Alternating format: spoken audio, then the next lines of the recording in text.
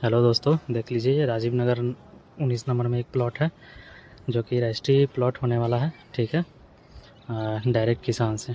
ठीक है, देख लीजिए यही प्लॉट है आपका। ठीक है, और ये प्लॉट आपका पश्चिम का फेसिंग है।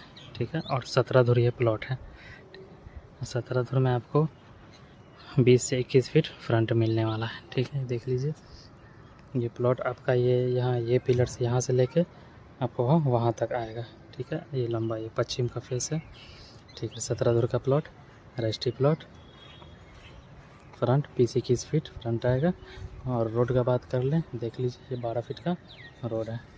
देखिए यहाँ आपका बीम लगा हुआ है, यहाँ से लेकर यहाँ तक 12 फीट का रोड है। यहाँ से आपका वहाँ से पूरा रोड एकदम ढलाई किया हुआ है। ठीक है, तो ये काफ़ी अच्छा प्लॉट होने वाला है आपका। कल लीजिए और घर मकान बनाइए और रजिस्ट्री प्लॉट